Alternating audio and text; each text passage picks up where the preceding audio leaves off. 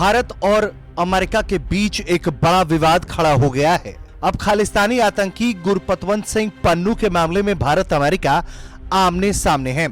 America का कहना है कि खालिस्तानी आतंकी पन्नू की हत्या की कथित साजिश में शामिल होने के दावे पर भारत ने हैरानी और चिंता जताई है।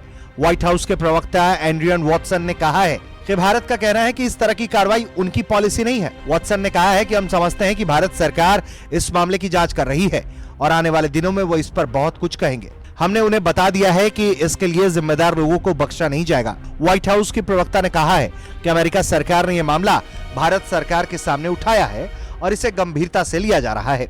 इस मामले पर भारत सरकार ने कहा था कि वो सुरक्षा मामलों पर अमेरिका से मिलने वाली सूचनाओं को गंभीरता से लेता है, क्योंकि वो हमारी अपनी राष्ट्रीय सुरक्षा चिंताओं पर भी असर डालते हैं।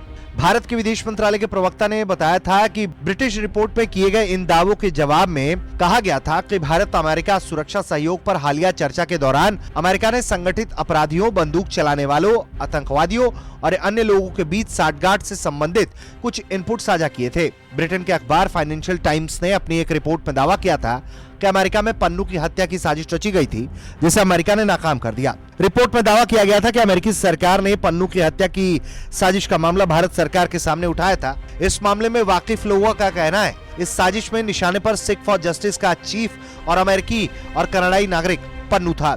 भारत सरकार ने सिख फॉर जस्टिस को आतंकी संगठन घोषित कर रखा है। रिपोर्ट में कहा गया है कि अमेरिका ने कनाडाई सिख हरदीप सिंह निज्जर की हत्या के बाद अपने कुछ सहयोगी देशों को पन्नू की हत्या की साजिश के बारे में बताया था।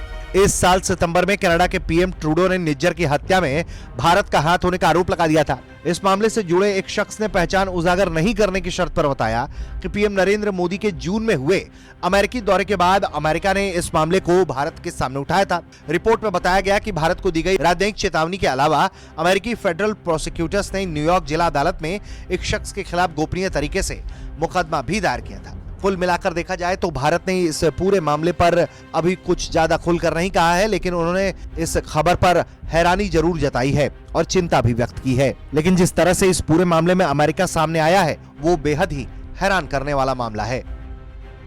ब्यूरो रिपोर्ट, भारत तक।